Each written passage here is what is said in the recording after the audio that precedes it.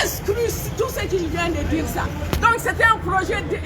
déjà arrangé à l'avance. Moi je m'attendais à une telle décision. Je ne me fatiguerai pas au Mali pour faire un pourvoi à la cassation parce que le verdict sera le même. Mais je vais ici au Mali, le bon Dieu va faire la justice. Parce que quand tu prends tes frères d'armes et que tu les amènes et que tu te creuses un trou et que tu fais les rafales, tu les assassines et que tu montres là qu'ils sont francs, et Dieu ne va pas te laisser ça. Moi, je vais saisir la justice internationale. Là-bas, le droit sera dit. Là-bas, le droit sera dit parce que ici, aujourd'hui, les juges ont enterré la justice malienne. Ils ont fait la honte du Mali vis-à-vis des ratifications que le Mali a fait par rapport à toutes les conventions. L'avocat, il est sorti. Amina Soumaré. Bon, ne connais pas si les résultats. N'a y a qui est flan n'a interview parce que ne va donc ni jugement ni pour la benendo déjà. Des parents pour la sigation n'a pour fera ko adenu en victime mugan nani mugan kele et kolom nuera. Pour ce qui attaque au Luka Tessiga. Normalement j'ai dit ni procès condamné na quoi madame no jugement ode. Madame Neno Adam Nenako Aforako et loi de voter ko benganga ke pour que mo ka fara nyonka ko yafaka kuma yafate sega ke tonyo kononana. Donc maintenant koko kile saba be ngolo koka an appel ke nete appel ke cassation parce que résultat mon dira ya ni ma fara ni muso tonyo ala rebi saraula. Donc, amener la justice internationale saisie, droit de faux, il y a un droit de faux, amener. Mais Bandaou, ni Assimi, il y a nous faut, Bandaou, il y a investisseur don, comme moi aussi, il y a mort, comme il n'y a ni Kanaka, il y a ni ne peut occasion Bandaou, pas ira, elle n'y est à mon frère d'armes, ni Yannick, il y a mais où est qu'à moyen, où est qu'à Bereneg. Nous te bonnes encore que ni flène ni Adam nous ni kachura nous ne pouvoir là ali chini na abambe utara ma orata weta tigifara foi orate boya parce que bafo ko lo atobe mu na fo ku ya fanuwa ni abanene anga juju vie mali kuma adu fura ko ka ke ben kiriya de kama muna e ma soma ben te ke galoka ben te ke toyoka pour que mali on fa ben ante benabi parce que tien de ka an toyobi ni tien fora na ira de ba ye tien fo nyo ya benevena mais ben te se ka ke galoka. Merci.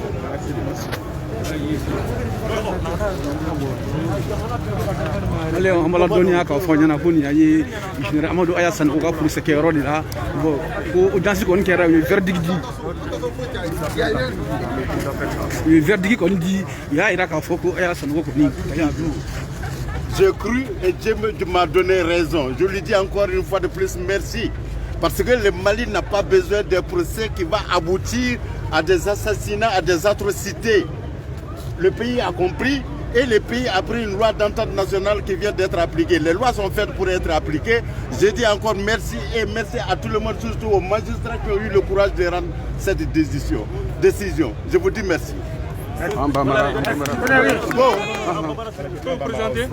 Maître Tchesolo Konare et Amé Barka de Alaye, avocat de Amadou Ayassane et autres. Amé Barka de Alaye, Ala Misra Kanindo Jirana. Parce que Alaye Yafa Massade, au-delà, Mali yo femme ya Jona ka Yafa ka Nunuma. Koko mingera 2012 aka jejika foko koko nunuma delika ke amo kene de kabi al bibi ambe barka da ala ka walu mando mais wala na muso munu maso kene ga muso mi maso o wala ma iklama jo papier plein yembolo muso tu es témoin yesika sodi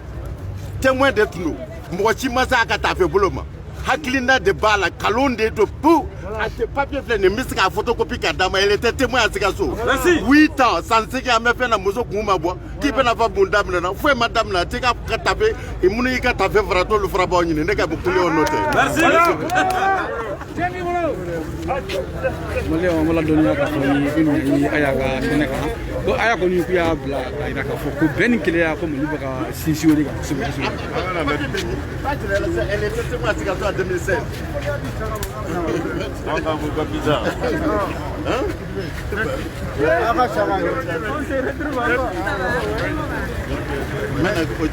Vous pouvez m'accorder 30 secondes. Qu'est-ce que vous voulez? Kiri Blala, Ambe Barka de Alaye, 2019, juillet quand le Mougan Nani. Face député Saria d'État. Koko Kokera 2012, Panga Yafa Nyugoma. O Yafa Kera, Odara Muneka, Odara Mamunum Bana, Queen Semper, Osumugo, Uri. Dilisoko min ka kɛn o diri u ma k'o da mun kan u den minnu bɛ olu kɛra pipi de la république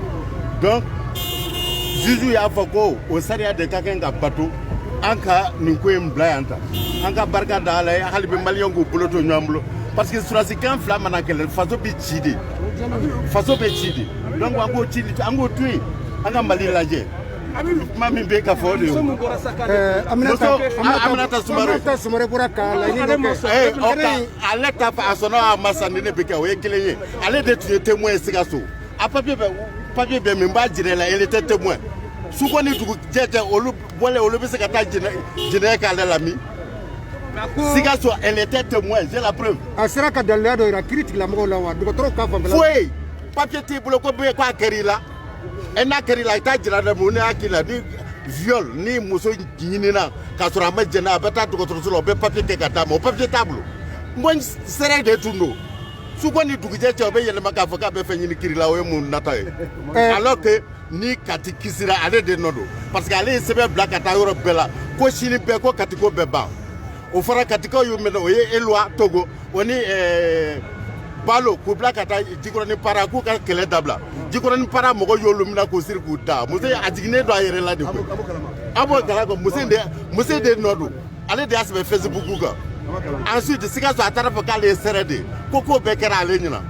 a y'i kuma o kuma fɔ o don arrêté renvoi min kalanna e ni ne ɲɛna a y'o de fɔ k'a fɔ mun ye foyi ma k'a la. Maître a ka jaabi kɛra jumɛn ye sariya kɔnɔ o ye sariya fana ye o. A ye fɛn sɔrɔ wa a ka jaabi kɛra mun ye. A ka jaabi a ko ɲinini fɛn o fɛn bɛ nin fɔlen ko jɛma ka n'a si ye donc sariya bɛ yen loi date nationale numéro 219 2019 042 a ka t'o ta du 24 juillet ni ko kɛra la a ka t'o ta ka bɔ n'o siraw de sinon ni naga ka fɔ ti ko se mansi ma. Allez, merci maître. Ouais. A tun ka analyse la a fɔ fɔlɔ ko ale tun yafara ko mais ko le fait que ko nin bɛɛ muso kungo ye sa a ka yafa kana yafa Malien on mala dɔnniya k'a fɔ ye nin ye général Aya Sanogo ka police kɛnɛ kan k'u ye min yira k'a fɔ ko députés ye sariya dɔ ta n'o de ye k'a fɔ ko kɛra 2012 kɔnɔna la k'an ka yafa ɲɔgɔn ma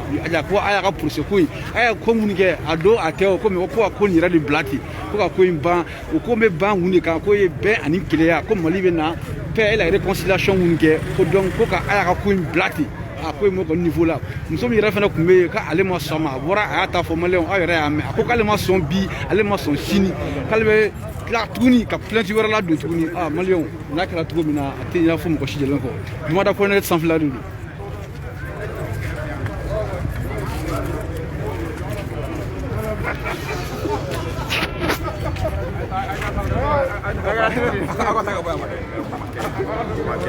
Parce que an bɛ yɔrɔ min na ko bi ne collectif yɛrɛ ko k'a bɛ Ala ka kolo yɔrɔ dɔn an b'a fɔ n ko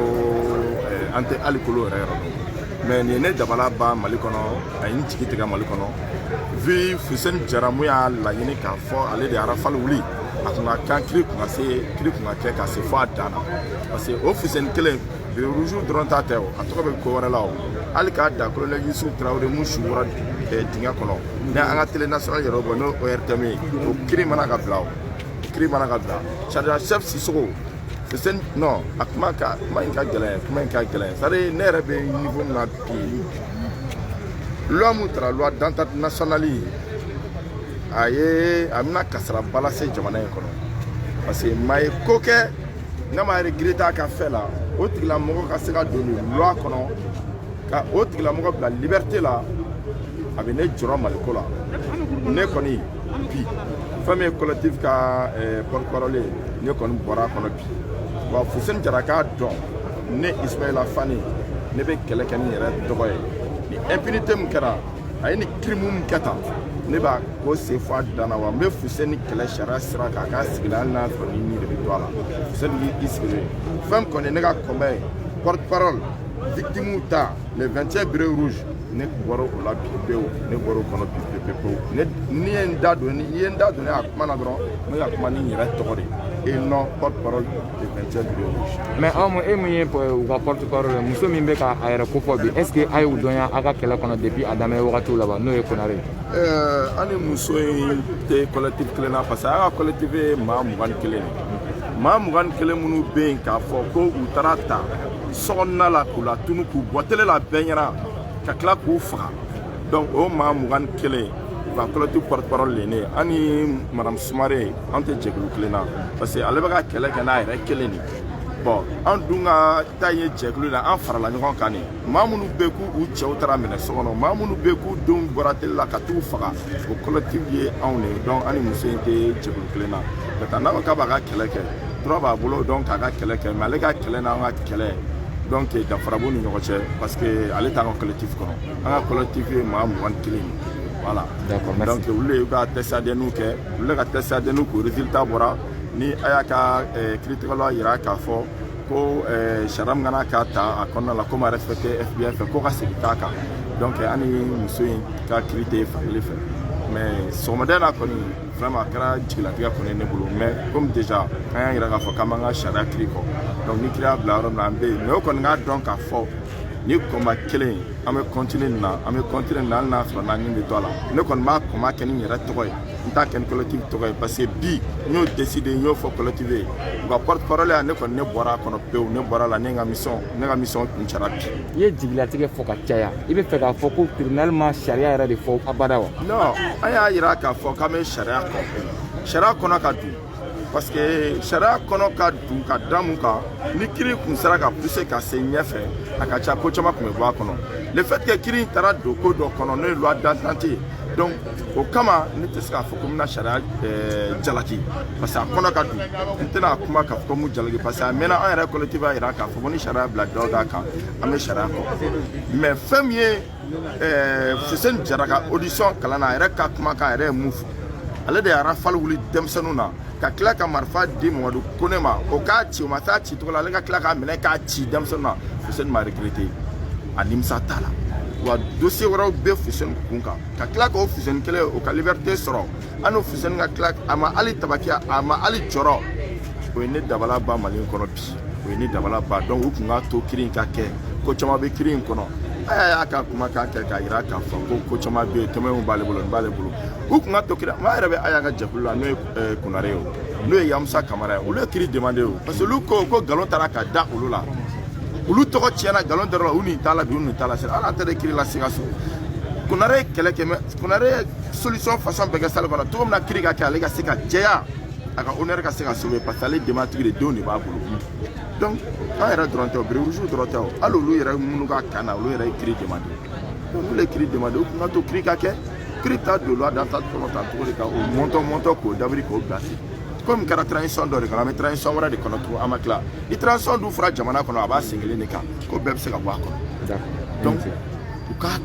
u kun ka to kiiri ka kɛ wa dossier min fana bilalen bɛ yen n'o ye Yusuf Tarawele ka dossier ye n'o ye chargé en chef Sissoko ka dossier ye n'o ye Rougeau ka dossier ye n'o ye Gana Koye ka dossier n'o yɛrɛ ye a y'a kɛrɛfɛmɔgɔ ye n'a ka garde corps ye o tuma o dossier fana bɛ yen u ka u sen b'o dossier kan olu ka bɔ parce que olu dossier fana na o Fuseni Jara kelen fu tɔgɔ b'o fana na o fana a b'o la donc u tun ka to kiiri in ka kɛ ne kɔni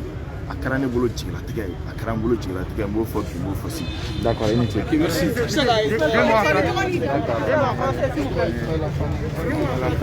Malien ni Ismaïla Fane ma ye ale ye porte-parole collectif des victimes du Bérets Rouges ko bi kɔni ale jigilatigɛra bi kɔni ale simisimina a ko nin y'ale ka mission bannen ale ka porte-parole ya n'o ye victime ninnu ka yɔrɔ la ko ale borola bi Malien ni kun y'an ye coup d'appel kɔnɔna la général Amadou Aya Sanoko a ka procès kun ye bi ye u y'a jira k'a fɔ ko lɔdaɲani dɔ kɛra ko de ye k'a fɔ ko ko kɛra 2012 kɔnɔna la ko ka yafa k'a bɛɛ lajɛlen ma o hukumu kɔnɔna de la général Aya Sanogo u y'a fɔ ko ko kɛra 2012 kɔnɔna la ko a ko in ko k'a bila ten tɔ ka da mun kan ko Mali ye loi dɔ ta n'o de ye paix et la réconciliation du Mali ko donc bɛɛ ka fara ɲɔgɔn kan bɛɛ ka bɛn yugunugu ni ɲagaɲaga fɛn fɛn bɛ yen ko k'a yafa k'a bɛɛ ma o de kɔnɔna la Aya ninnu ye liberté sɔrɔ.